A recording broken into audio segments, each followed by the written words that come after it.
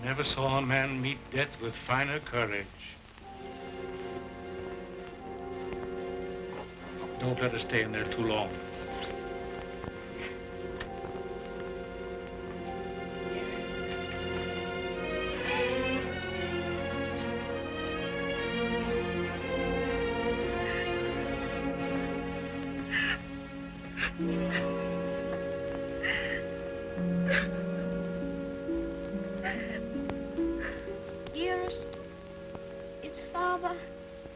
Is Father well now?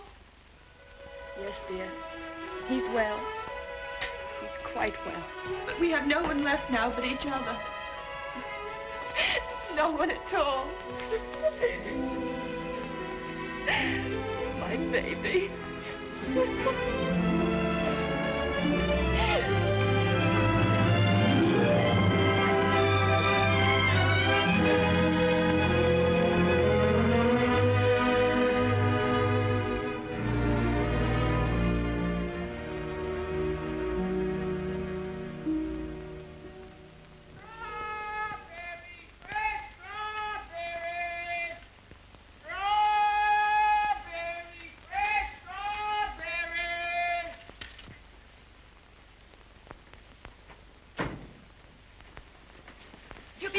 Mary, won't he? Ach, the darling. To think of him getting the like of that for his birthday. Sure, he'll be the happiest boy in all Brooklyn till he falls off of it. Yeah.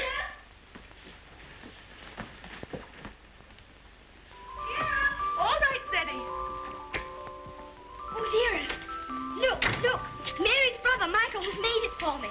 And Mary's given me this book. It's The Adventures of Robin Hood and His Merry Men. Listen. Back varlets, touch maid Mary under your peril. However many you be, I defy you all. See, dearest, you're maid Marian, and I'm Robin Hood.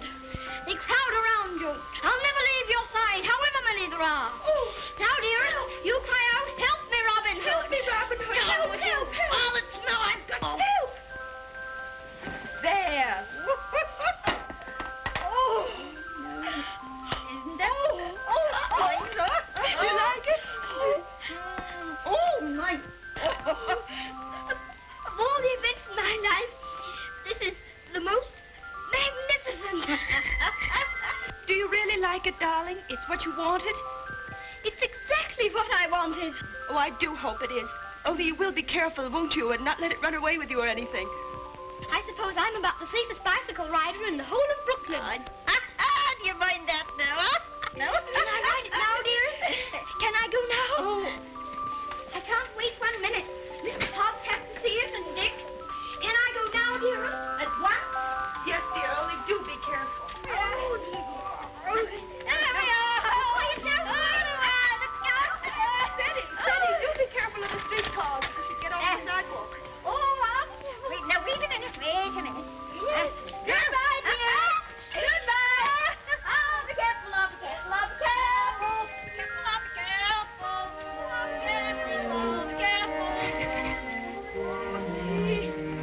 Good morning, Mrs. McGillicuddy. Good morning, Seddy. A very good morning. How are your bones today, Mrs. McGillicuddy? Oh, none too good after the rainstorm yesterday. Oh, they ate last night something cruel. Ties me up in knots, the rain does. Does it? How very peculiar. But it's a fine day to go bicycle riding. Oh, I suppose so. For them that has bicycles and can ride them. I suppose everybody who has a new bicycle will take it out and ride it today. Glory be to goodness, and whose bicycle might that be? It's mine. It's my birthday present from dearest. Oh, it's a daisy show. Fine enough for the president to ride. And it has all the latest improvements. Oh, sure, it sounds like the bells of St. Patrick. Sure, it's the luckiest boy in the world, John. Well, I'll have to be going. Oh, I nearly forgot. Please choose my apple now, Mrs. McGillicuddy. But would you mind keeping it for me until I get back? Sure.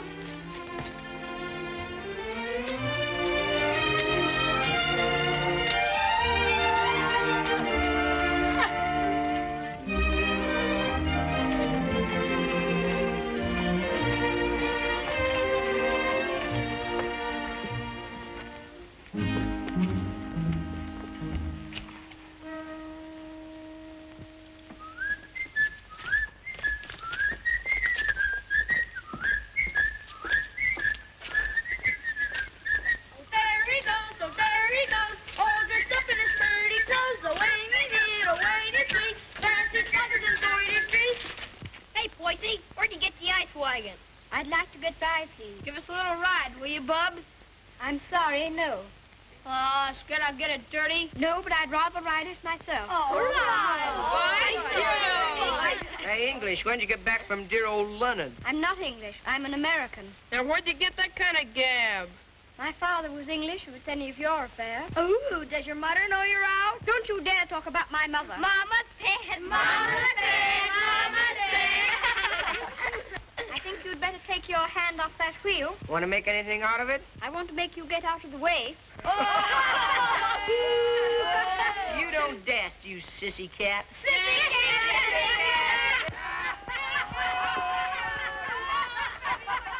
Wait a minute, Ceddy. Don't let him bluff you. I'll be right there.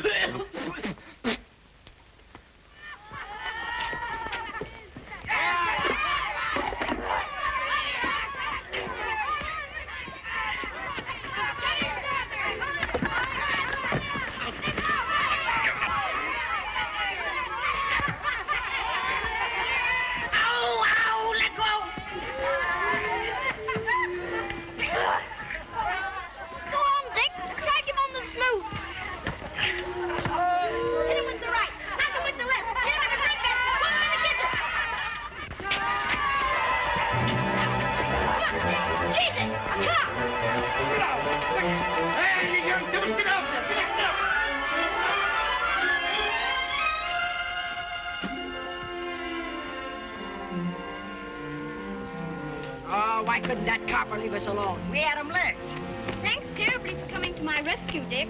Ah, next, that makes us even for me giving you the mumps. They didn't even scratch it. Gee willikers, where'd you swipe that? The Earl gave it to me. Isn't it magnificent? It's a lollapalooza. I want you to be the very first person to ride on it. Oh, thanks.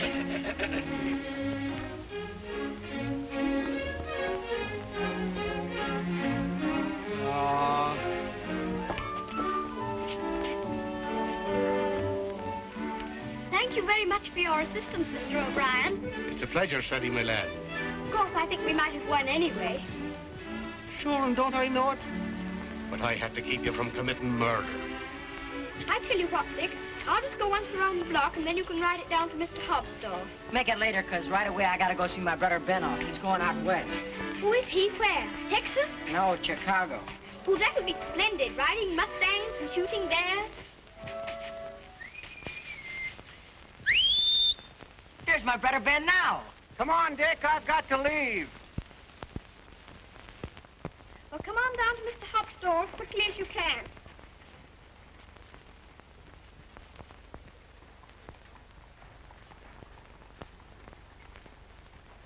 What do you say to a little birthday party? Ginger pop and cookies and some candy. That would be perfect, Mr. Hobbs. Only, Only? well, Dick's coming very soon. And I was thinking, if we could wait. I guess there'll be enough to go around. There's a lump coming, I think. Quite a big one. What are you reading, Mr. Hobbs? Ah, that's the way they go on now. British aristocracy. I've got no use for 'em. Earls and marquises going around as if they was lords of creation, wearing their coronets. Did you ever know any marquises, Mr. Hobbs? Or earls? I should say not. I'd just like to catch one of them inside here, that's all.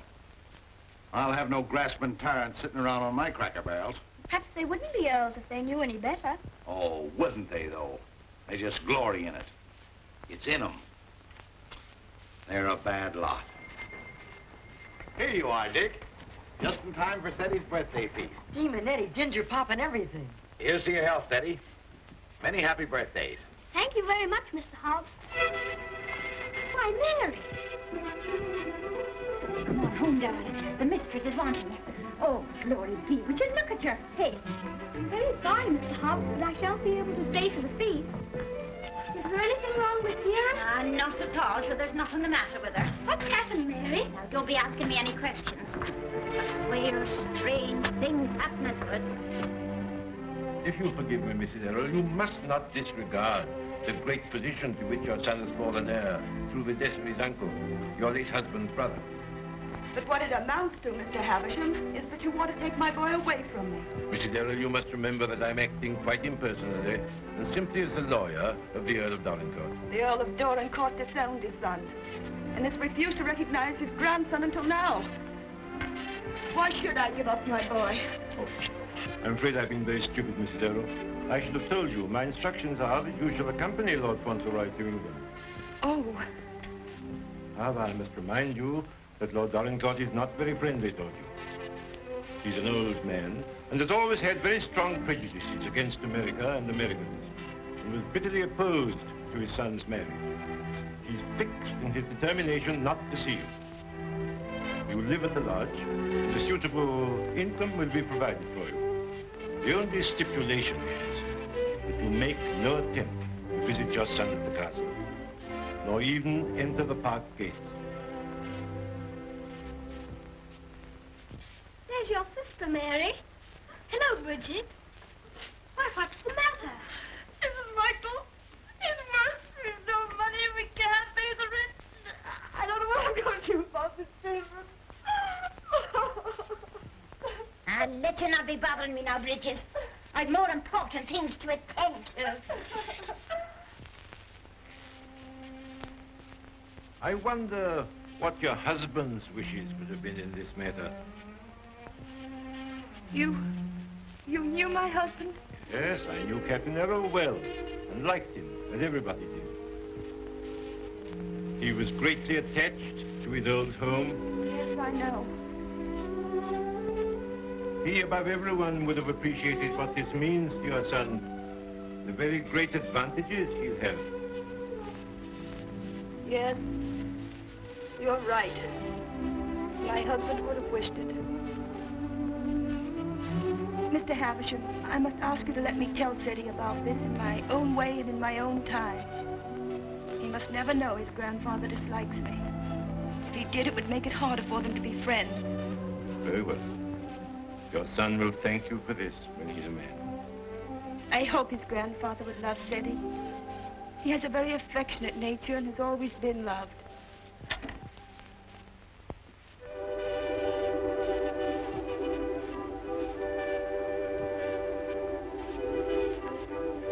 This is Mr. Havisham, dear, whom your grandfather has sent to see us, all the way from England. How do you do, sir? So this is Little Lord Fauntleroy.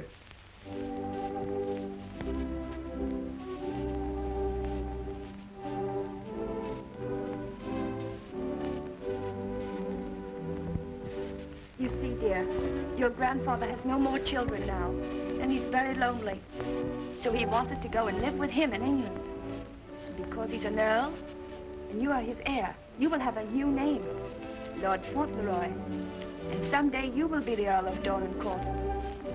Oh, dearest, do I have to be an earl? None of the boys are earls. Can't I not be one? I'm afraid it can't be helped, dear. Just think, dear. Soon we'll be starting for England. Do we have to go to England, dearest? I'd much rather not. Oh, what will Mr. Hobbs say?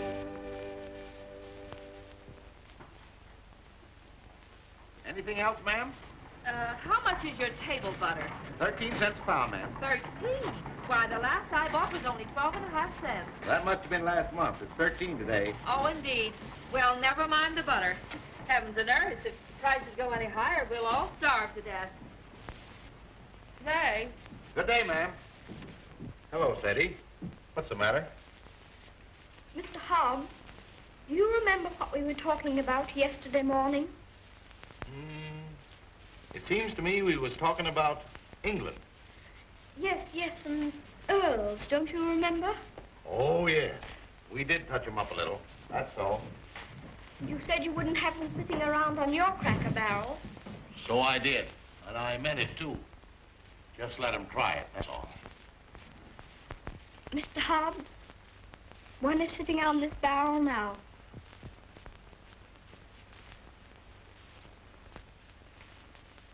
What? Yes, I am one. Or I'm going to be. I won't deceive you, Mr. Hobbs. It's the heat.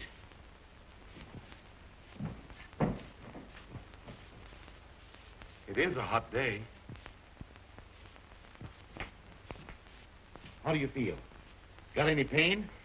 Thank you, I'm all right. I'm sorry to say it's true, Mr. Hobbs. Mr. Havisham, he's a lawyer, came all the way from England to tell us about it. My grandfather sent him. Who is your grandfather? I couldn't very easily remember it, so I wrote it down. John Arthur Molyneux Errol, Earl of Dorincourt. That's his name, and he lives in a castle. 2 or 3 castles, I think. All his sons have died now. That's why I shall be an earl. Now I'm Lord Fauntleroy. Well, I'll be jiggered. One of us has got a sunstroke. Oh, no, we haven't. We'll have to make the best of it, Mr. Hobbs. What did you say your name was? Cedric Errol, Lord Fauntleroy. Well, I am jiggered. Well, you always did talk more English than American. You think there's no getting out of it? I'm afraid not, Mr. Hobbs. Dearest says that Father would wish me to do it. But if I have to be an earl, I can try to be a good one. I'm not going to be a tyrant, Mr. Hobbs. And if there's ever to be another war with America, I shall try and stop it.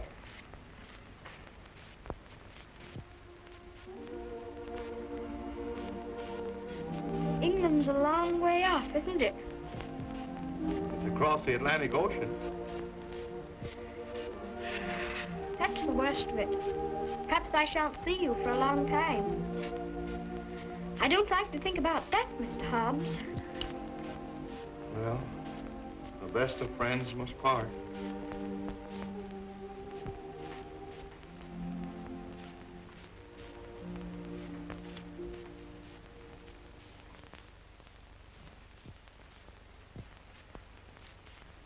I'm afraid, Mr. Havisham, our American food must seem very strange to you. A little, ma'am.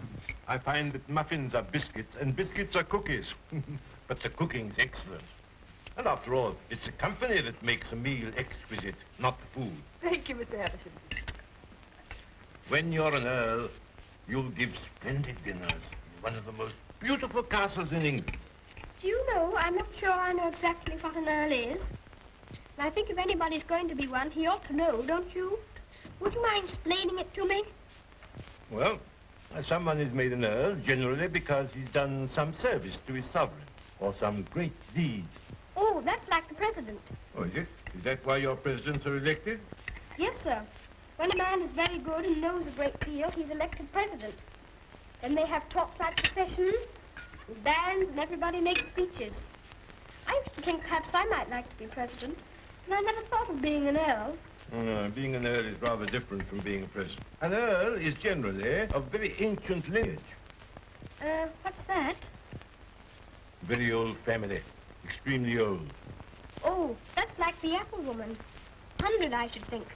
She's of such ancient lineage, it'll surprise you how she can stand up. And the rain makes it worse. The first Earl of Dorincourt was created an earl hundreds of years ago. Well, well, that was a long time ago, wasn't it, dear?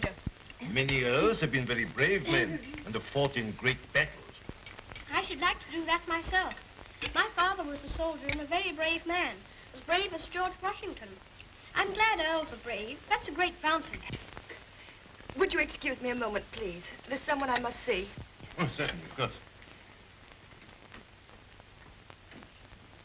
There's another advantage of being an earl. Some of them have a great deal of money. That's a good thing to have. I wish I had a great deal of money. Do you? Why? Well, there's so many things a person can do with money. A little tent to put her stall in, and a stove. And I'd give her a shawl, because then her bones wouldn't feel so badly. And what else would you do if you were rich? I'd buy Dearest all sorts of beautiful things. Dearest? I call Mother Dearest because Father did. And there's Dick. And who's Dick? Dick's a bootblack. I'd buy him some new cloths and brushes and a new sign and start him out fair. He says that's all he wants, is to start out fair. Is there anything else? Well, I think Mr. Hobbs would like a gold watch and chain. But what would you get just for yourself if you were rich? Isn't there one particular thing you've dreamed of having? Yes. A pony. But I suppose that would be too much to even dream about. I'm so sorry. A poor woman who was in trouble came to see me. Oh, is it Bridget? Yes, dear. I wish we could do something for her.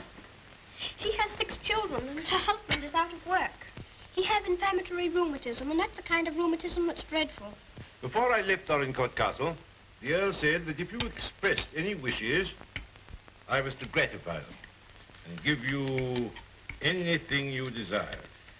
Now, here are £5. In your money, $25. If you have any desire to assist this poor woman, I'm sure your grandfather would wish it. Can I have it now? Can I give it to her this minute? May I be excused, please, dearest? Yes, Freddie. Bridget! Bridget, wait a minute. Here's money. My grandfather gave it to me. It's for you. That's a great deal of money, Mr. Havisham. We've never had very much. I'm just beginning to realize the great power Cedric will have. Such a child still. I'm a little afraid. I think from what I've seen of him, that you have nothing to fear. Oh, I hope not. He mustn't be spoiled by all these wonderful changes.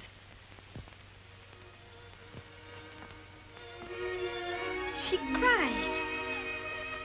She said she was crying for joy. I never saw anyone cry for joy before. My grandfather must be a very good man. It's more agreeabler being an Earl than I thought it was going to be. In fact, I'm almost quite glad I'm going to be one.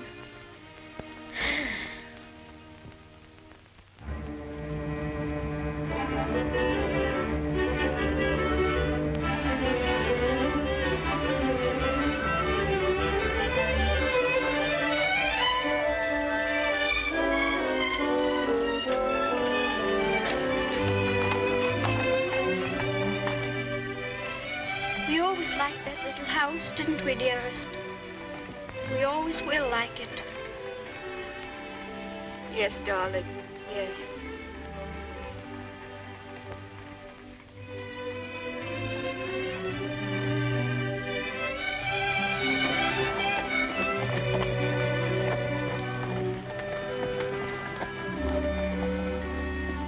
I've come to say goodbye.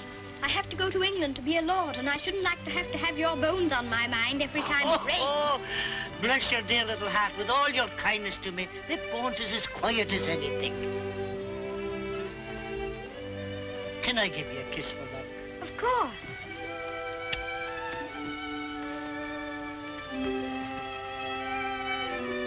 Here's an apple to eat on the boat. Thank you very much. Oh, no, darling. Why should you pay? As my late husband used to say, this one's on the house. Thank you again. Well, goodbye. Goodbye, darling.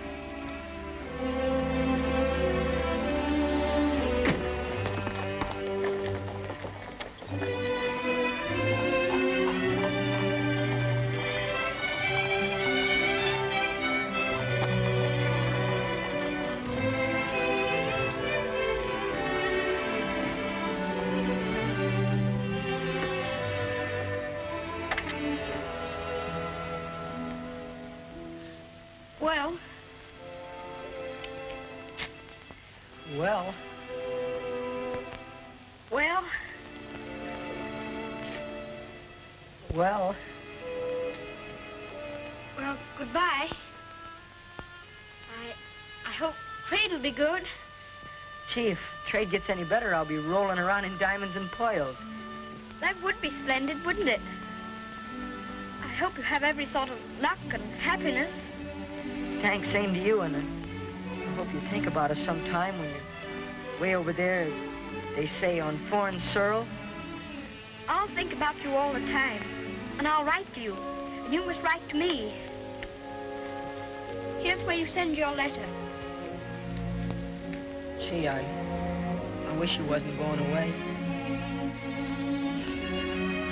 Thanks, mister, for all the swell things you've done for him. He certainly deserves it. He's a game little kid. Gee, I almost forgot. Yeah, I bought this for you. It's a handkerchief. You can use it when you get among them swells. Oh, Dick, it's beautiful. It's extraordinary. I'll use it always. Thank you, Dick. Thank you very much.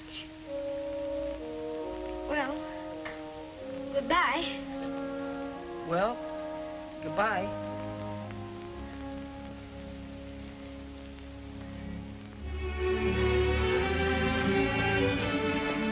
Would you mind very much not going in with me? I think this time I'd better be alone. Certainly, I quite understand.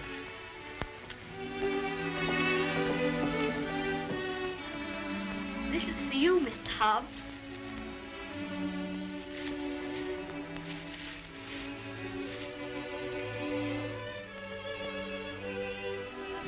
It'll look fine when you're smoking it.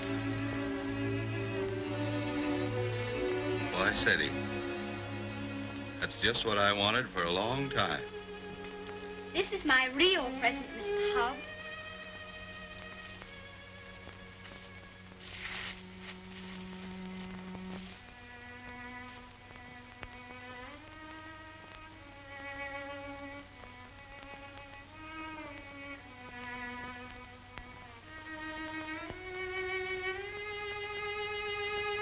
There's something written on it, inside the case. I told the man what to say. You read it.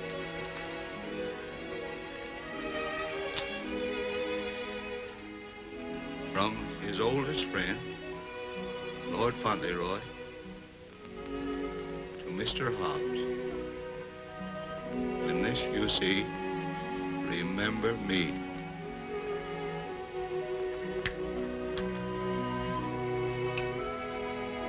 When this you see, remember me. I don't want you to forget me. Oh, I won't forget you. Don't you go and forget me when you go over there amongst those British aristocracy. I shouldn't forget you, whoever I was among. I hope you'll come to see me. Perhaps my grandfather will write and invite you. You wouldn't mind him being an earl, would you? I mean, you wouldn't stay away just because he was one. Oh, I'll come and see you. I won't be able to help myself.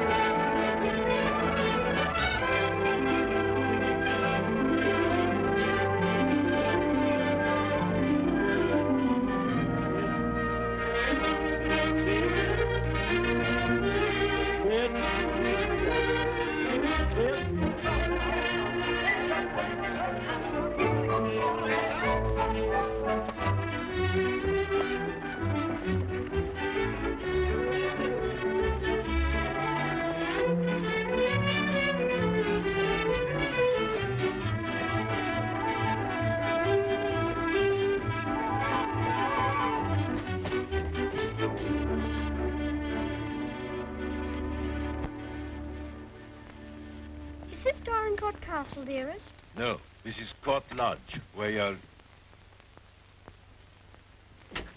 Here's Mary. We had a splendid time in London, Mary. I'm so glad you came before us, Mary. We don't feel so strange finding you here to welcome us. I'm sure it is a great happiness I wish you, ma'am, in your lovely new home. This is Mrs. Baines, the cook, ma'am, and that's Susan, the parlour maid. I'm sure we'll do everything, ma'am, to make you comfortable. Oh, I'm sure you will.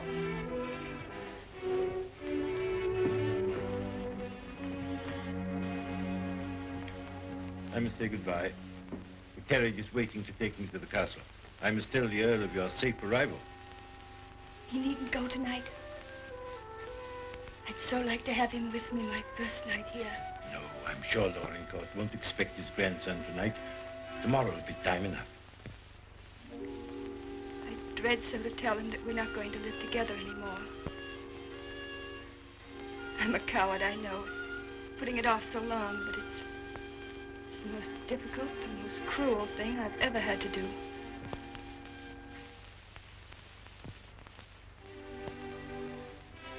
I wish you'd tell his lordship, please, that I'd rather not have the money. You mean the income he wishes to settle on? I have a little money of my own. It's quite enough to live simply on. I must accept the house, of course, because that makes it possible for me to be near Cedric. I'm grateful to him for that, but... He'll be very angry. He won't understand it at all. I think he will understand. He must understand that I can't accept money from a man who hates me so much that he's separating me from my boy. I'll deliver your message.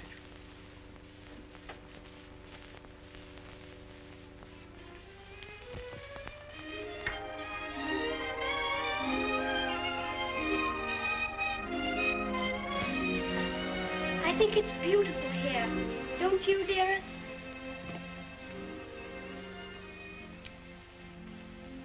Cedric, darling, there's something I must tell you. You're not going to understand it, I know. But I want you to believe me, as you always have, when I tell you it's for the best.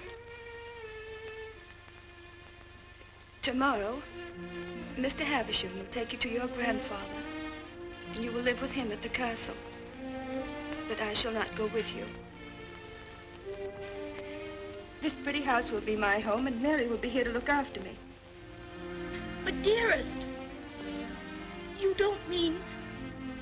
You can't mean that we're not going to be together, just as we've always been. Oh, no, I can't. I couldn't. I won't. I won't. Cedric, you must be brave and sensible. If there are some things you can't understand now, you'll understand them later. It's best for you to live there.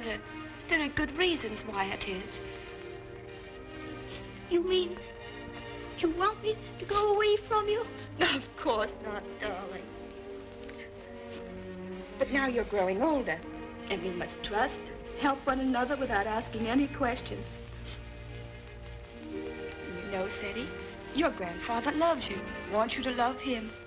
He's so kind, he wants you to be happy and to make other people happy. But, dearest, I can't be happy without you. But you won't be without me all the time. I'm not far from the castle here. You'll run in and see me every day. You'll love the castle. There'll always be something new and interesting to tell me. And I'll have things to tell you. Oh, Cedric, we'll have such good times together. We'll be finding things out, both of us. We'll be explorers. Yes. Like Mr. Stanley and Mr. Livingston. That'll be exciting. Every night, when it grows dark, I'll put a candle in the window to guide you through the jungle, Mr. Stanley.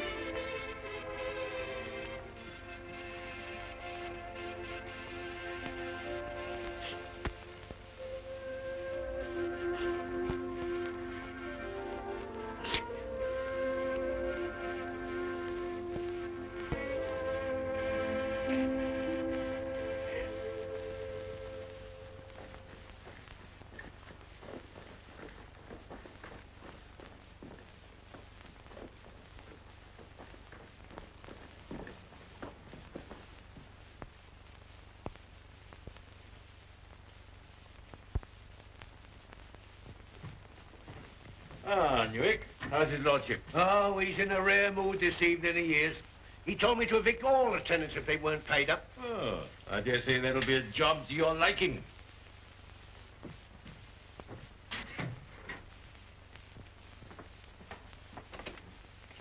Oh, sir.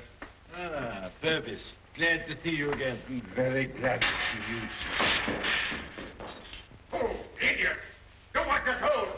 Read what's ordered. Gout. Oh, yes, sir. These last few weeks have been the worst I've ever known, sir. I'm surrounded by a lot of incompetent nincompoofs. Shut the door, you blockhead! I can't stand him no longer, Mr. Purvis. He's too much for any man. Cursing and swearing and calling people out their names like he does. And it ain't just today, it's every day. Thomas, you brought in the 63 port. He prefers the 51. Oh, I'd like to know he didn't say. Fix the other bottle. What business you got drinking port anyway in this condition? I can't feed and house every lady lout in the parish, and I won't. You and your poor. I've had enough of them. But, my lord. Mr. Mordaunt is with him, sir. I said all I had to say, and now I say good night. Good day, my lord. Good day. Oh, how'd you do, Mr. Havisham? Mr. Mordaunt. Mr. Havisham, my lord.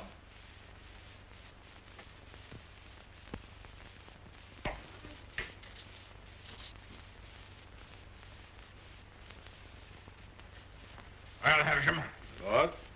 come back, have you? Put that cushion right for me, will you? I careful.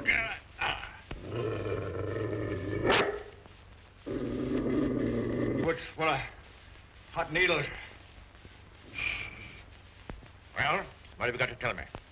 Lord Fauntleroy and his mother are at Court Lodge. They bore the voyage excellently and in good health. Ah. What else? His lordship remains with his mother. I'll bring him to the castle tomorrow. Oh, go on. Tell me everything. What sort of a lad is he? Never mind about the mother. What sort of a lad is he, I say? It's rather difficult to judge the character of a child of 9. A fool, huh? Clumsy cub. I don't know much about children, but I thought him rather a fine lad. Healthy, well grown, eh? Apparently healthy, quite well grown. Straight limbs, well enough to look at. Rather handsome, my lord, as boys go. Huh. Although I'm scarcely a judge. I dare say you'll find him a little different from most English children. Oh, no doubt of that. American children are the most impudent and worst brought up in the world. I've heard that often enough. In his case, I would hardly call it impudence. The difference is, I think, that he's lived more with older people than with children. And I should call it a mixture of maturity and childishness. Exactly. Mixedly impudent bad manners. That's what it is. I have a message to deliver from Mrs. Errol. I want none of her messages. The less I hear of her, the better. But this is rather an important one. She prefers not to accept the income you propose to settle on her. What's that? What do you say? She says it's not necessary. That is, the relations between you are not friendly. Not friendly? I should say they were not friendly. Mercenary, sharp-voiced American. Lord, you could hardly call her mercenary. She's asked for nothing. Ah, all done for effect. She thinks she can wheedle me into seeing her. Thinks I shall admire her spirit, but I don't. She shall have the money sent to her whether she likes it or not. She won't spend it. I don't care whether she spends it. She shall have it sent to her. She shan't tell people that she's got to live as a pauper because I'm doing nothing for her. Huh?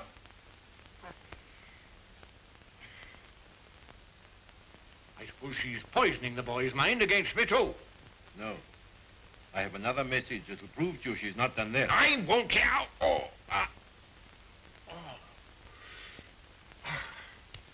She asks you not to let Lord Fauntleroy hear anything that might lead him to understand that you're separating him from her because of your prejudice against her. She says he wouldn't comprehend it. That it might make him fear you in some measure, or at least cause him to feel less affection for you. She wants there to be no shadow on your first meeting. Come now, Havisham, come now. You don't mean the mother hasn't told him? Not a word, my lord. Nothing has been said to the boy to give him the slightest doubt of your perfection. She's prepared to believe you the most amiable and affectionate of grandparents. In fact, he already regards you as a wonder of generosity.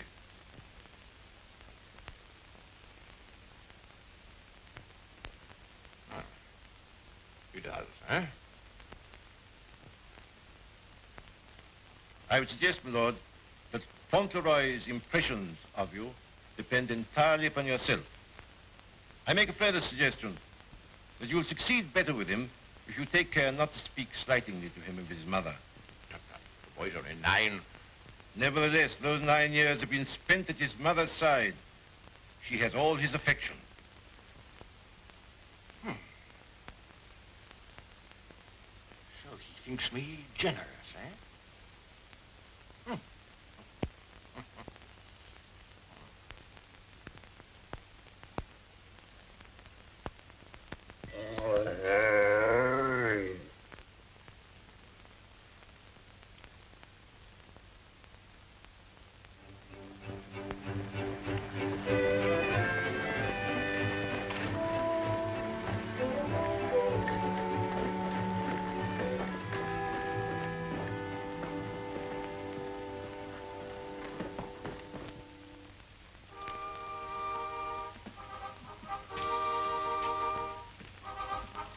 Service, this is Lord Fauntleroy.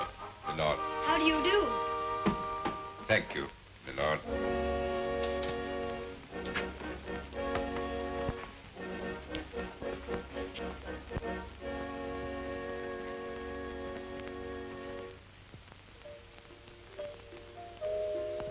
My lord.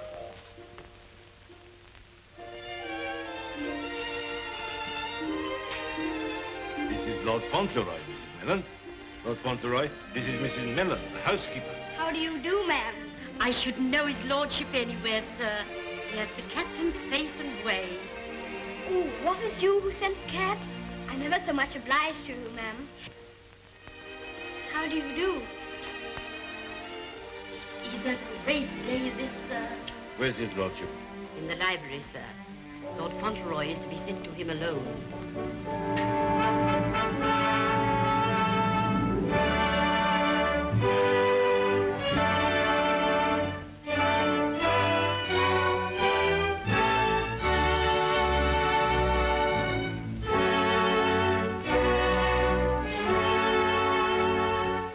Lord Fauntleroy, my lord.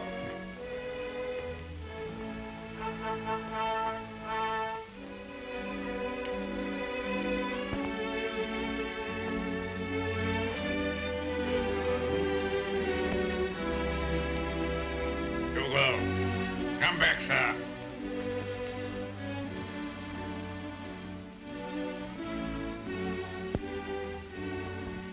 How do you do, sir?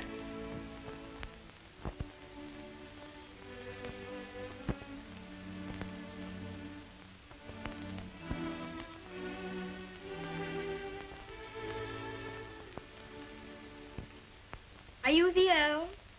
I'm your grandson that Mr. Havisham brought. I'm Lord Fauntleroy.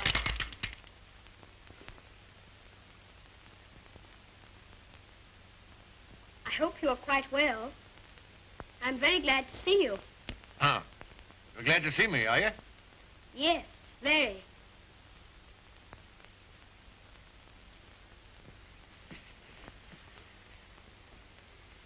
I kept wondering what you would look like if you'd be anything like my father. Oh, and am I? Well, I don't think you are, very. You're disappointed, I suppose. Oh, no. Of course you would enjoy the way your grandfather looked, even as kind to him as you've been. Oh, so I've been kind to you, have I? Yes. I'm ever so much obliged to you about Bridget and the apple woman and Dick. Bridget, Dick, apple woman? They were particular friends of mine. You know, they were the ones you gave me all that money for. The money you told Mr. Havisham to give me if I wanted it. Oh, the money you were to spend as you liked, eh? So you spent it all on these people, did you? Bridget, Dick, and the apple woman. Yes, and I gave Mr. Hobbs a gold watch and chain and a pipe. I put some poetry in the watch. It was, "When this you see, remember me." I'm going to miss Mr. Hobbs very much. Who is Mr. Hobbs? He was our grocer. Fancy vegetables and groceries, you know. He's my closest friend. Mr. Hobbs is a very clever man. Do you know he can recite the Declaration of Independence right through? Oh. What's the matter? I just remembered you might not like to hear about the Declaration of Independence. I forgot you were an Englishman. Huh? You forgot you were English too, didn't you? Oh, no, I'm an American. You are English. Your father was an Englishman. I was born in America. You have to be an American if you're born in America. You don't... I beg your pardon for predicting you. Mr. Hobbs says that if there's ever to be another war, that I should have to be an American. But I promised him that if there were to be another war, I should try to stop it. You would? Dinner is served, my lord. Now, be careful, man. Be careful. Careful, man, careful. Oh. Would you like me to help you? You can lean on me, you know. Once when Mr. Hobbs hurt his foot with the potato barrel falling on it, he used to lean on me. Oh. You think you could do it? I think I could. I'm very strong. I'm 9, you know. You lean on your stick on one side and on me on the other. Well, you may try. Just lean on me. I'll walk very slowly. Don't be afraid of leaning on me. I'm all right, if it isn't a very long way. You see that old fellow in red velvet? He was the 10th Earl of Dorincourt. King George I decorated him for services during the war with Spain and Austria. He was tremendously strong, bend a bar of iron between his hands. You get your strength from him. How very interesting. Did you ever try putting your foot in hot water and mustard? Mr. Hobbs used to. Arnica is a very good thing, too, they tell me. Ah, thank you. I'll try it.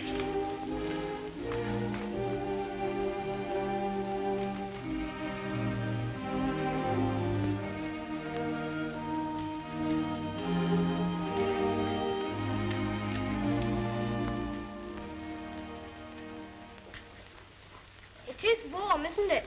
A person can't help getting warm in the summertime. Great heaven! What's that? It's a present from Dick. Isn't it beautiful? When this I see, I shall always remember Dick. Yes, I should think you would. It's a bit difficult to forget him. Dick's a professional bootblack. You'd like him. He's so square. Square? He wouldn't cheat anyone or hit a boy under his size. Huh? Very praiseworthy.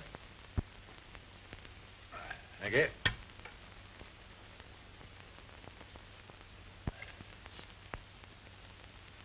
What's the matter? Don't you like your soup? Oh, yes. I was just wondering. Wondering? Wondering what? You don't wear your coronet all the time, then? No. It doesn't become me. Mr. Hobbs said you wore it all the time. But after he thought it over, he said he thought you must take it off sometimes to put your hat on.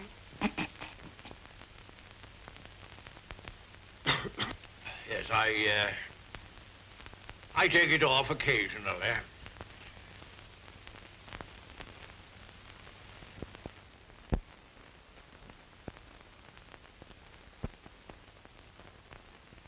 You must be very proud of your house.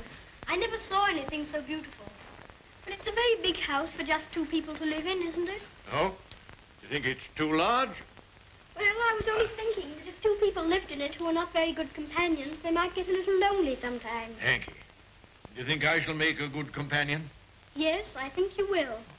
I think you should be almost as interesting as Mr. Hobbs. Huh. Mr. Hobbs and I were very great friends.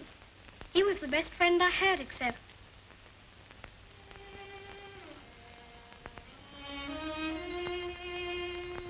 Fauntleroy, what are you thinking of? I was thinking of Dearest. Who is Dearest? She is my mother.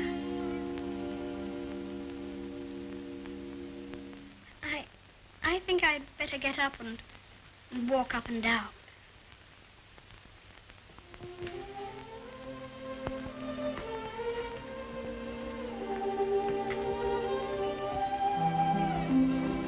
very nice dog. He's my friend. He knows how I feel. How do you feel?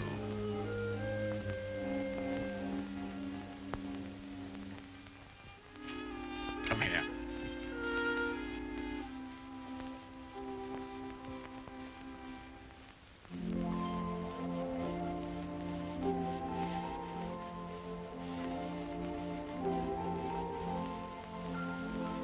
You see, I never was away from my own house before. It makes a person feel a strange feeling when he has to stay all night in another person's castle instead of his own house. But Dearest is not very far away from me. She told me to remember that. And after all, I'm 9, you know. And I can look at the picture she gave me. Look, you press the spring and it opens, and there she is.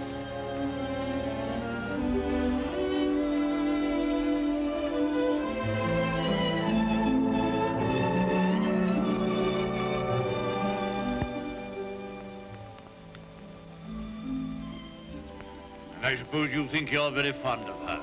Yes, I do think so, and it's true. Mr. Hobbs and the others were my friends. But Dearest is my close friend. My father left her to me to take care of. When I'm a man, I'm going to work and earn money for her. Oh, what do you think of doing? Well, I did think of going into business with Mr. Hobbs. But I should like to be president. We'll send you to the House of Lords instead. Well, if I couldn't be president, and if that's a good business, I shouldn't mind. The grocery business is dull sometimes. Yes, there's the House of Lords. But it's the business that every Earl of Dorincourt goes into. I shall have to talk to Dearest about it.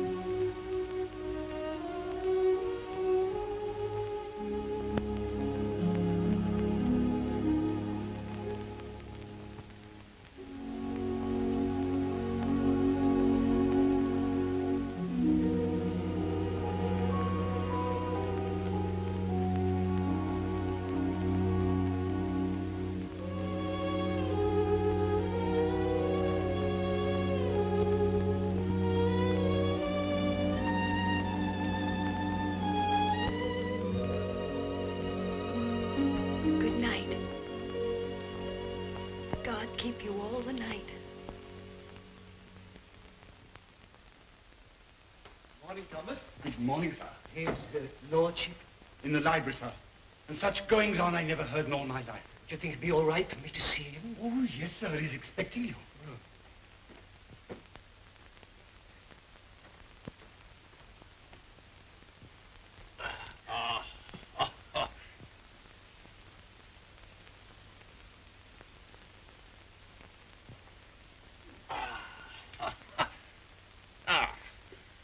Morning, Mordaunt. Found a new employment, you see. Any good at marbles, Mordaunt? My muscles are a little stiff, my lord, but I'll see what I can do. Oh, pity about that. I'd forgotten about your age.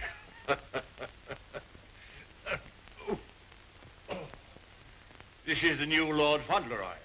Fauntleroy, this is Mr. Mordaunt, rector of the parish.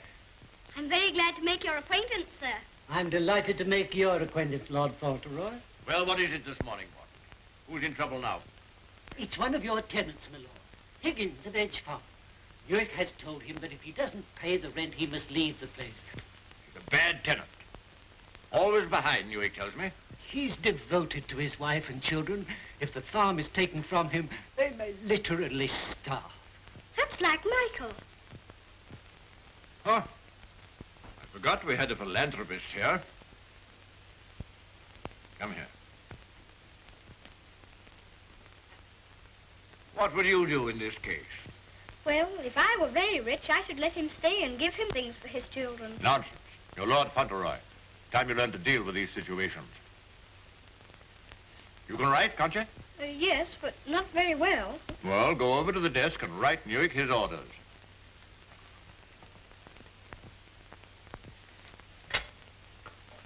Now, what must I say? You must say, Higgins is not to be interfered with for the present.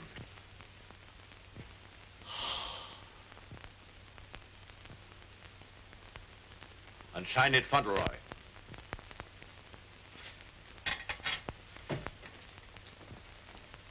Do you think it will do?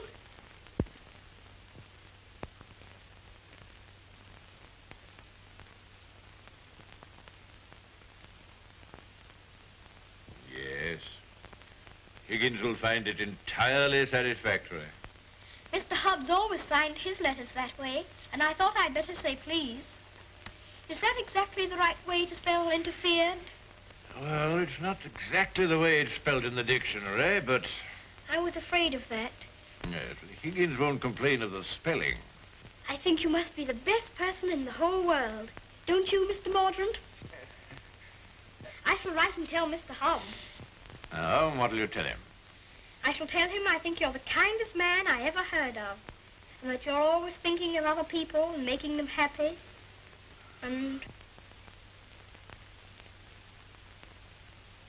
that I hope when I grow up I shall be just like you. Just like me. There you are, Morden. Take that with you. I will indeed. This is good news. Thank you, my lord. Oh, don't thank me. Thank Fauntleroy.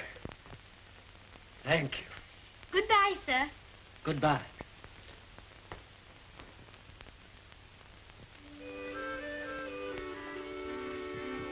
May I go to see Dearest now?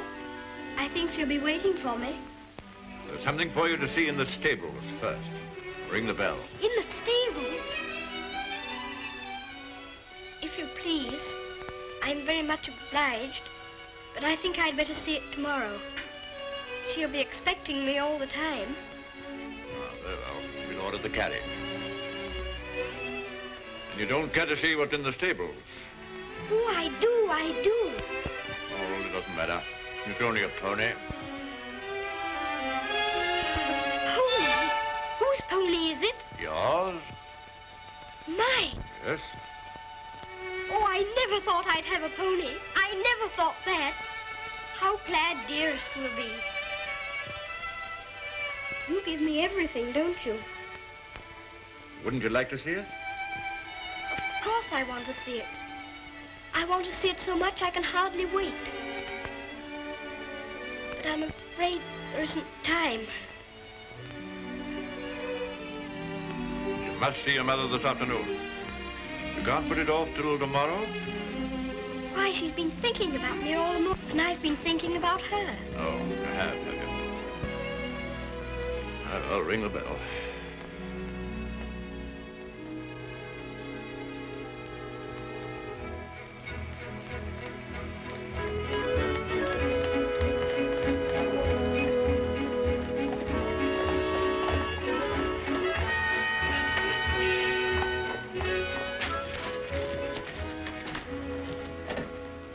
Let me give you your stick. Just lean on me when you get out. I'm not going to get out. Not to see Dearest? Dearest will excuse me. Go and tell her that not even your new pony would keep you away.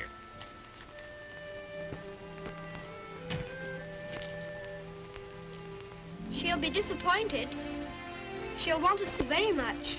I'm afraid not. The carriage will call for you as we come back. Drive on, Jeffries.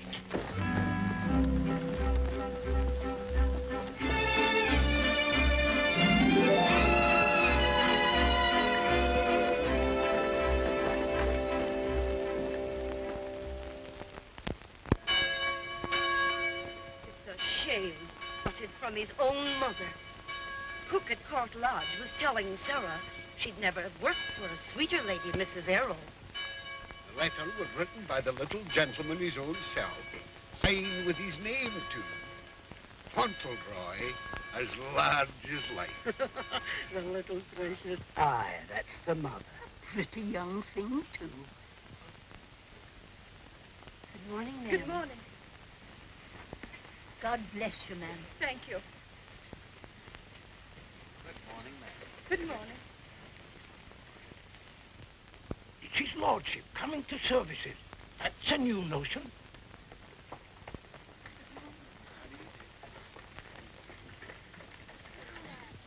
They say even his gout's improving. Look at the young lord. He's Captain Cedric all over again. He's the captain's salt of a life. How glad the people are to see you. Take off your hat while they're bowing to you. To me? How do you do? God bless your lordship. Long life to you. Thank you.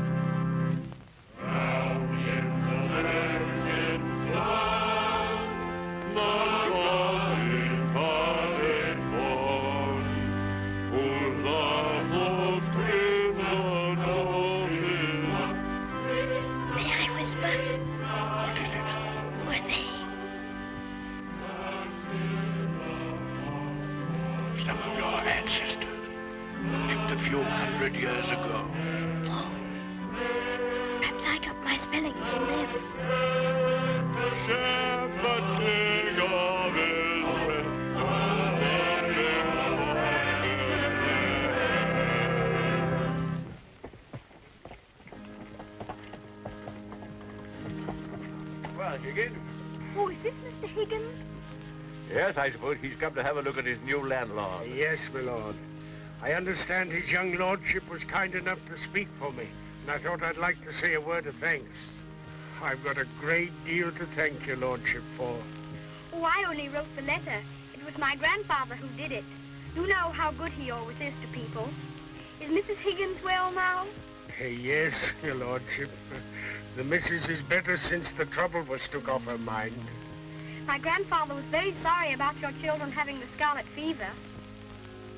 You see, Higgins, you people have all been mistaken about me. Lord Fauntleroy understands me. If you want a little reliable information on the subject of my character, apply to him. Get in the carriage, Fauntleroy.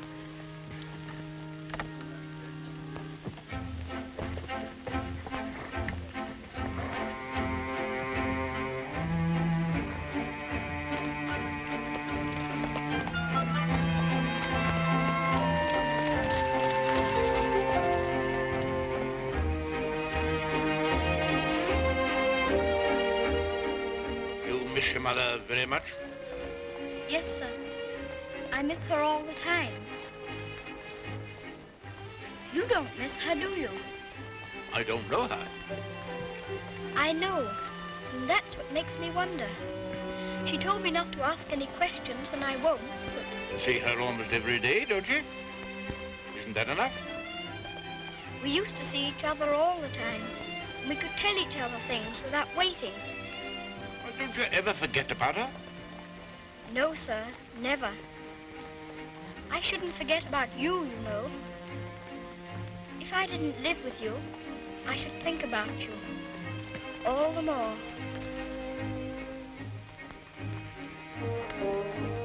On my word, I believe you would.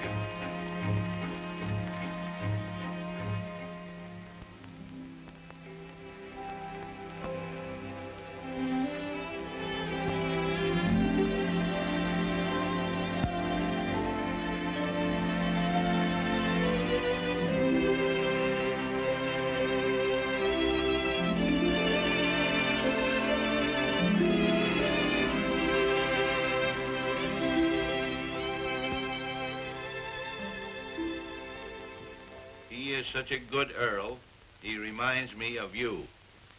He is a universal favorite. Well, reminds me of you. Think of that now. He's known this Earl only a little while, and we was lifetime acquaintances. I don't know as I want him to be reminded of me by this Earl. They've been using influence on him, I bet you. You're right. They got twisty ways, those aristocrats. They'd wheedle their little finger around your heart as soon as look at you. All for their own purposes, mind. It's a pity they're making an oil out of him.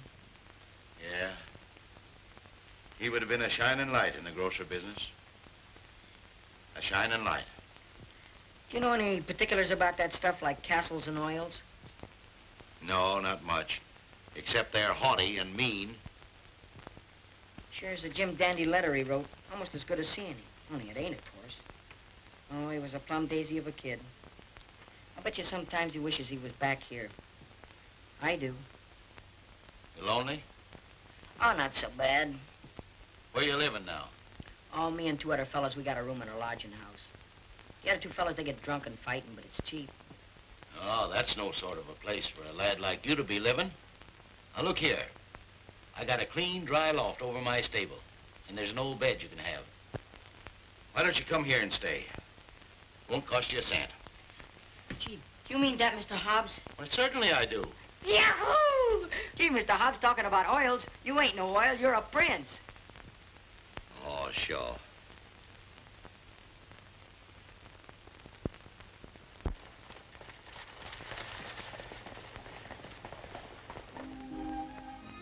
I wonder whether he will have an American accent. My dear, won't it be interesting if he has the Dorincourt eyebrows? When do we see the mother? Shh. I believe she's supposed to be kept in the background.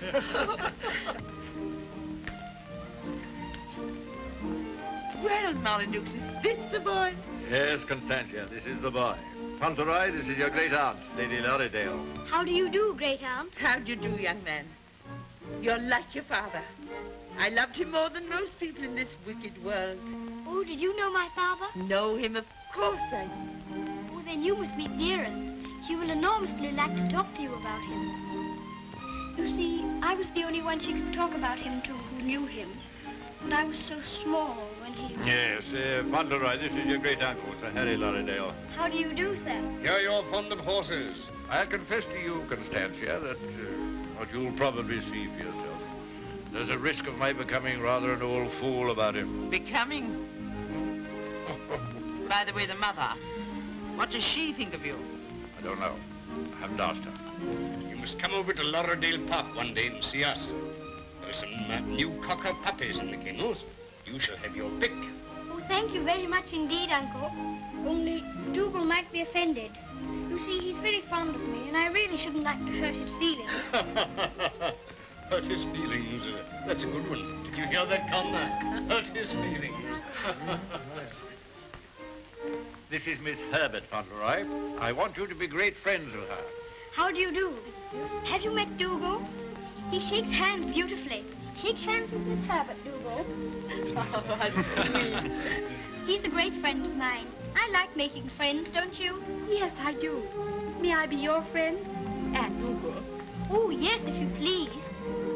Okay, Lumbago, Fortescue. Better, I hope. Thanks. Much better. I've known Dorincourt as well as anyone could know him for 35 years. And that's the first time he's ever bothered to inquire about my health. Most extraordinary. Havisham, you're late. What's kept you? Beg your pardon, my lord. I was detained by extraordinary news. You? What? What news? Not now, if you don't mind. Later, my lord, later.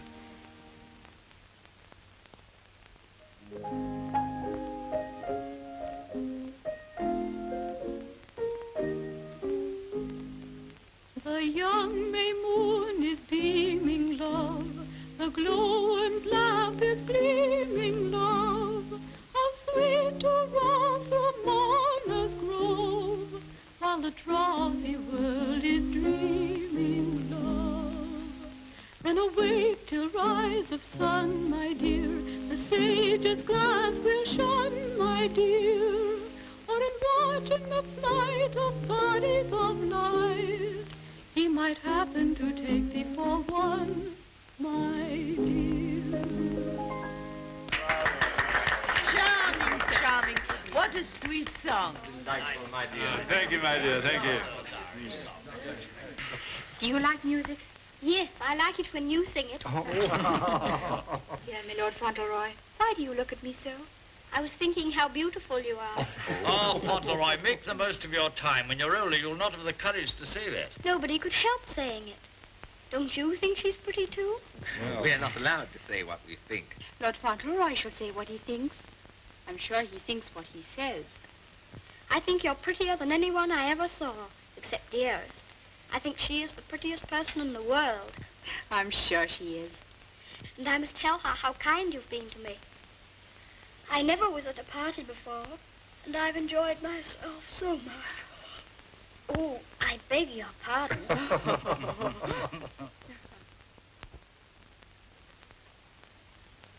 Good night, little Lord Fauntleroy. Keep well. Thank you very much.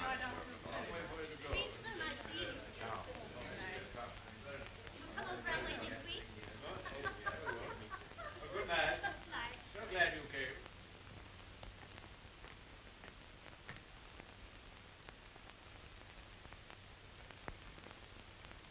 Well, Havisham, what in the world's the matter? Something serious must have happened to make you behave like this. What is it? It's bad news. The very worst of news, my lord. I'm sorry I have to be the bearer of it. Why do you look at the boy so? You hang over him like a bird of ill omen.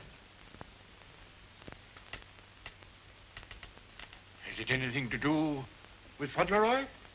My lord, I waste no words. My news has everything to do with him.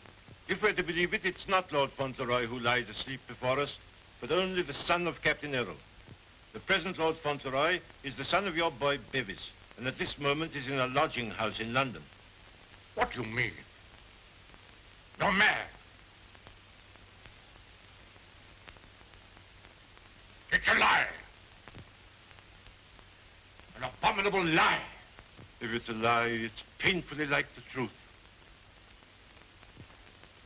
A woman came to my chambers this morning and told me that she married your son Bevis in London 11 years ago. She showed me the marriage certificate. The child was born shortly after Bevis deserted her and was taken by her to America. Oh, the woman's obviously an imposter. It's a trumped-up fraud. I'm afraid not, my lord. I saw the boy's birth certificate. She's, I'm afraid, a very ignorant person. But she's consulted a lawyer who advises her that her son is, of course, Lord Fauntleroy and the rightful heir. She demands that his claim be immediately acknowledged. I'll protest this to the last. I'll disown Bevis's boy. I'll have nothing to do with him or his mother. You can't disown him, my lord. Nothing we can do can keep the eldest son's child from his inheritance.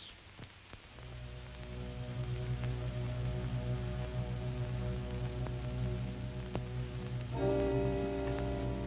woman you say is an ignorant, vulgar person, eh? She can hardly spell her own name. She's obviously uneducated and openly mercenary. And I objected to his mother. I suppose it's retribution. If anyone had ever told me I could be fond of a child, I wouldn't have believed them. I always detested children. My own more than most. But I'm fond of him. Oddly enough, he's fond of me. You know, Havisham, I'm not popular. I never was. But he's fond of me. Never was afraid of me. Always trusted me. Yes, Havisham. He'd have filled my place better than I filled it. He'd have been an honor to the name. You rang, my lord? Take Lord Fauntleroy to his room.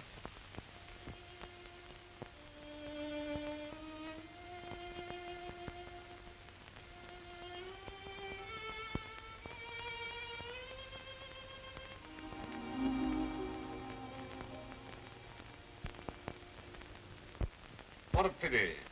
The boy's a thoroughbred if ever there was one. I suppose you may say it's a judgment on Molyneux. But that boy, the first human being he ever loved. Will Molyneux take the case to the courts, do you think? Can't tell. He's obstinate enough. Courts are the devil. You go in with your best suit, buckles on your shoes, and come out as nature made you. Bless my soul, Constantia. Whoever would have dreamed that I'd have felt sorry for the old boy? I wouldn't have minded our having a boy like that, Harry. Yes. Bit of luck for us, old girl, if we had. Huh? I'll tell you one thing. If his little lordship loses his title, the village loses the best friend it has. Aye, that's right. And I'll tell you another thing. It'll drive the Earl mad if this goes wrong for him. Why, he's been so proud of the boy, you'd hardly believe it if you knew him for what he was before. And the new one's no lady, that's sure. Bold-faced thing, that's what she is. The dark-eyed, brazen-faced wench. Is the Earl coming now with Mr. Havisham?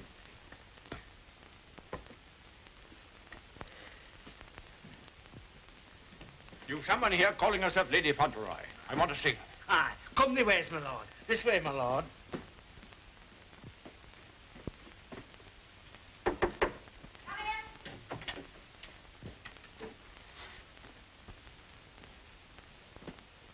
Earl of Dorincourt.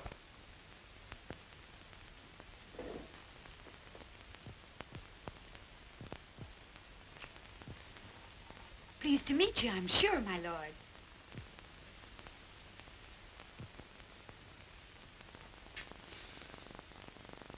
Bevis?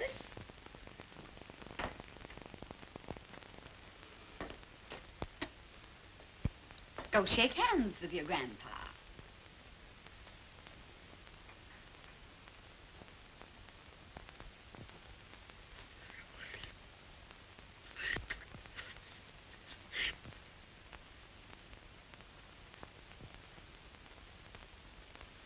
So that's the way you're going to treat your grandson, is it? Ah, you needn't try to look so fierce about it. He's your grandson, all right. Yes, my lord. We have proof of the young gentleman's birth. He is the son of the late Lord Fauntleroy. Allow me to introduce myself. Joshua Snade, at your service. My card. I've already had the pleasure of making Mr. Havisham's acquaintance. Lady Fauntleroy has placed all the evidence in my hands. I can assure you, my lord, it is sufficient to justify her case should it come into court. But may I suggest that we come to an arrangement and settle this matter amicably on a friendly basis? Friendly? Ha!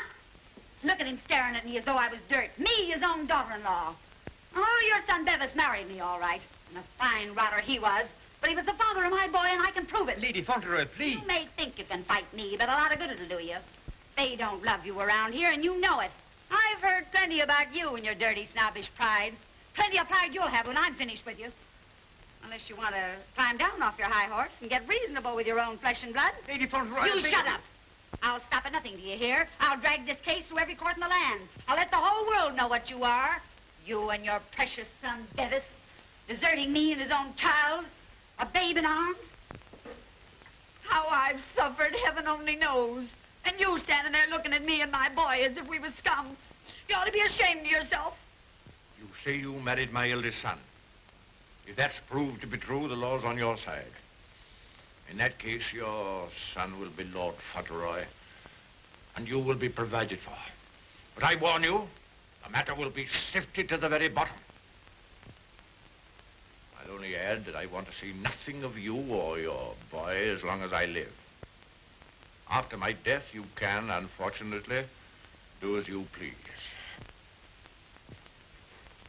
Yes, you're exactly the kind of person that I should have expected my son, Bevis, to choose.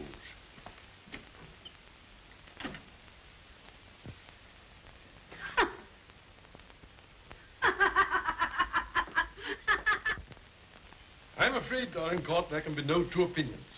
At least that's how I see it. You agree, Semple? Yes, I'm afraid we can see it no other way. But it's monstrous. That woman, that boy are utterly unfit. Alas, the law can take no cognizance of such things. I sympathize, Dorincourt, more than I can say. Sympathize? What's the use of that? If we take it to the courts, you think there can be only one result? I'm afraid so. The birth certificate, everything we have, point the same way. If you take it to court, you'll have the expense and the notoriety, and only, I fear, one possible result. Perhaps the boy won't turn out so badly as you fear. Perhaps you can do something with him. That boy? That oaf?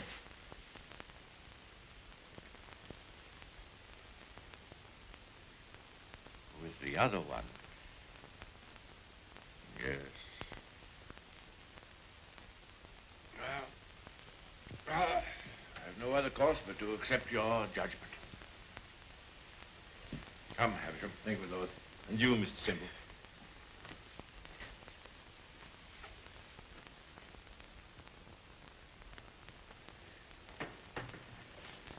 It's the Earl, ma'am. The Earl himself.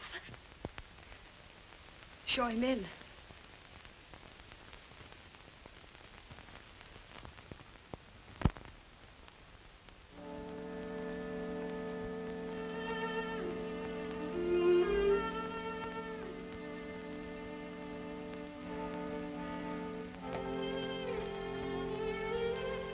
Mrs. Errol, I believe? Yes, I'm Mrs. Errol. I'm Lord Dorincourt. The boy is very like you. People have often said so. I'm glad to think he's like his father, too. Yes, he is. Like my son. Won't you sit down? Thank you.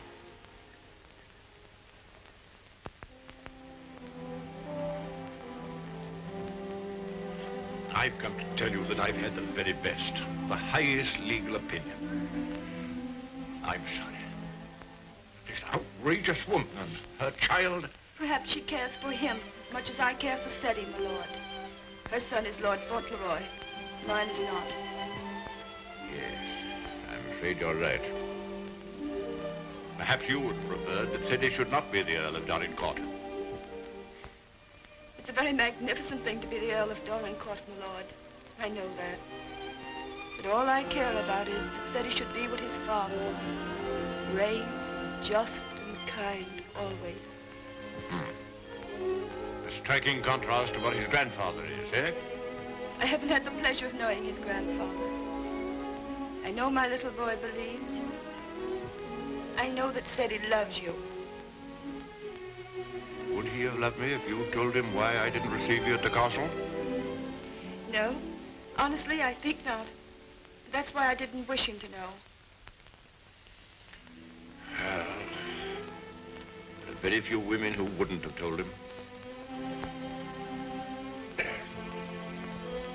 Yes, Cedric is fond of me. And I'm fond of him. I can't say that I was ever fond of anyone before. But he pleased me from the first. I'm an old man. I was tired of my life. But he's given me something to live for. More than that. More than that. I'm proud of him. I was satisfied to think that one day he'd be taking my place as head of the family. I'm miserable. Miserable.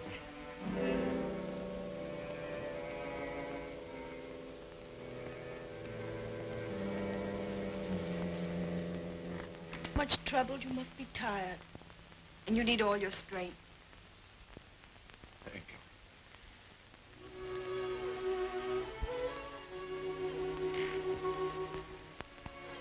Perhaps it's because I'm miserable that I've come to you. I used to hate you. I've been jealous of you. This wretched, disgraceful business has changed all that.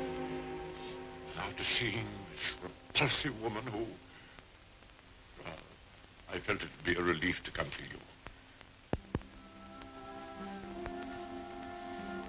I'm an obstinate old fool, I suppose.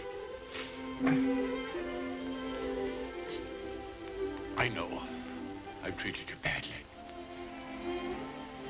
But I've come to you because the boy cares for you. And because I care for him.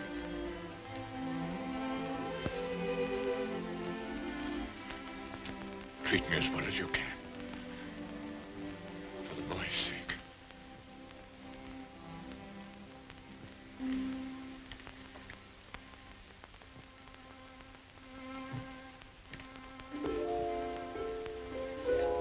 Whatever happens, he shall be provided for. Sadie shall be taken care of now and in the future. Always. Thank you. You like the house? Oh, very much. It's a cheerful room. May I come back again and talk this matter over? As often as you wish.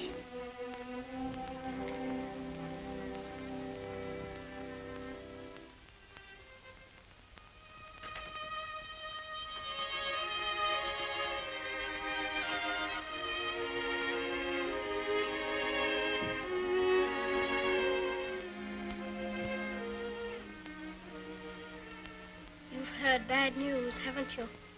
Yes. The worst. And I'm not Lord Fauntleroy anymore, am I? No. She's beaten me. Then the other boy, he will have to be your boy now, won't he? Like I was? No. He'll have to live in the castle if he's Lord Fauntleroy, won't he? Common little brat shall never enter this place in my lifetime. I'll take care of that. Then I can still be your boy, even if I'm not going to be the Earl, just like I was before. My boy. Yes, you'll be my boy as long as I live. And by Jove, sometimes I think you're the only boy I've ever had. Then I don't care about the Earl part at all. I thought, you see, that the one that was going to be the Earl had to be your boy. That I couldn't be. I shall never take anything from you that I can hold for you. Come what may, you shall have all that I can give. All. And dearest, will her house be taken away from her? No. You can take nothing from her. Nothing from either of you. Come. Time to go to sleep.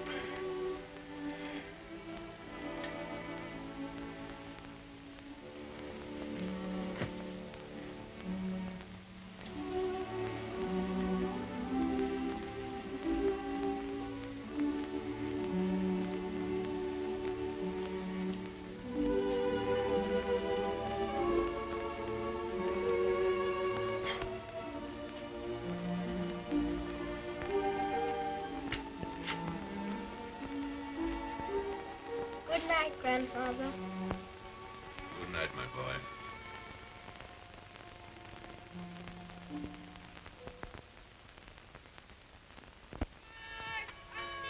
The aged Earl remains secluded in his castle and refuses to have any communication with the rightful heir.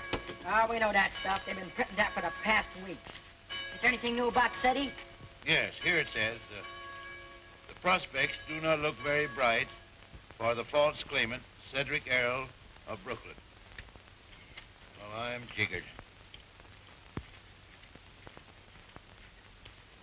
At last, they've succeeded in robbing him out of being an earl. I thought you was against oils. So I am. Ain't it just like him? Cheating the poor kid out of his rightful estates? Now, what's going to become of him? Well, I know one thing. He done everything in a well for me, and he can always come back here and have half of my shoe shining business. Well, now, I'll tell you, Dick. I'd always had it in my mind that said he would come in with me someday. He'd be a shining light in the grocer business. The new Lady Fauntleroy was formerly an actress. She is said to have played in New York and London. Continued on page 5. Here's a picture of her.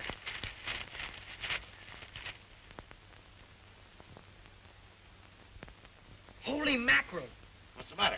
Here, look at this. It's her. Her? She ain't no aristocrat, she ain't. I know her as good as I know you. It's Minna, Ben's wife. Your brother? Sure. You mean it's some kind of hocus pocus? Sure I do. Well, I'm jiggered.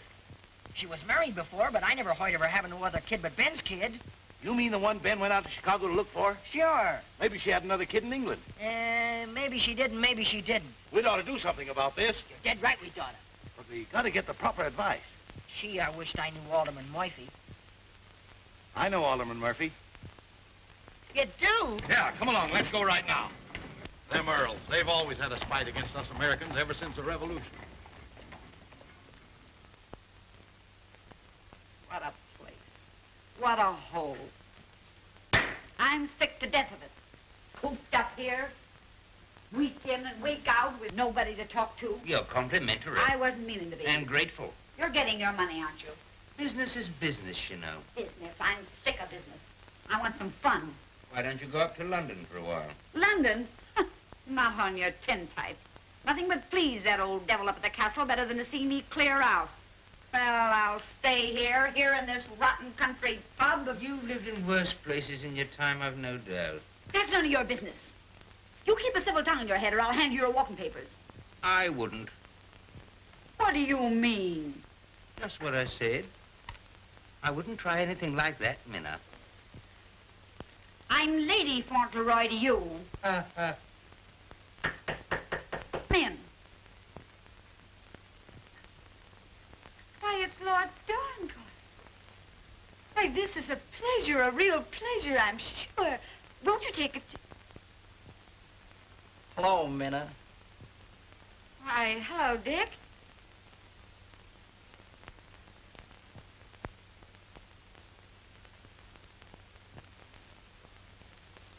Why, Ben.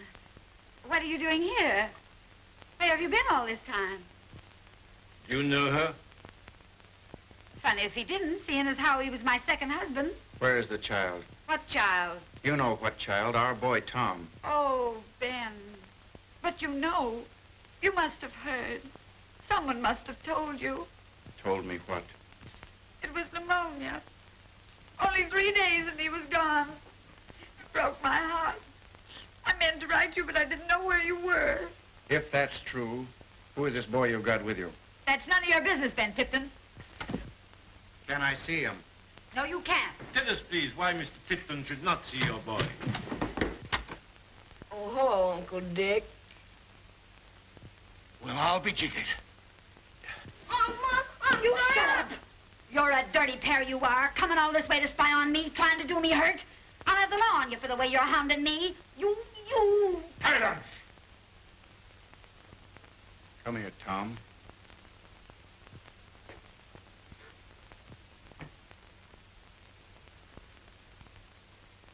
I knew nothing of this, my lord, I assure you. There's a little matter of a forged birth certificate. But I swear to you... Oh, never mind, Havisham. I've had enough of this. Too much. The sooner the pair of you are out of this country, the better. Come on, Havisham. You'll be sorry for this, you will. It's prosecution, that's what it is. It's robbery.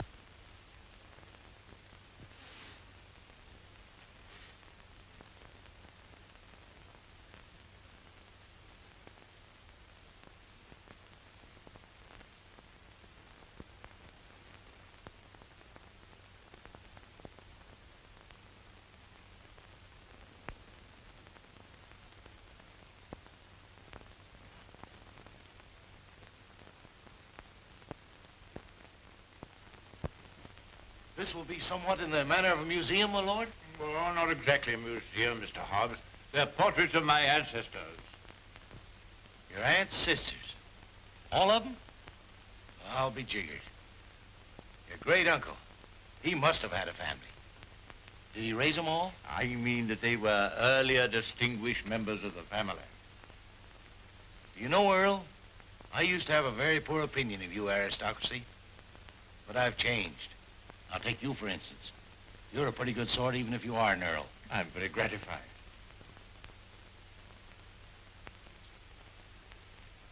A bit gay, wasn't he? Yes, that's why I have the gout, Mr. Hobbs. Oh. And they was all earls. And said he's going to be one. And own all this. And he'll be worthy of it, Mr. Hobbs. Sure he will. All these earls. You know, I wouldn't have minded being one myself.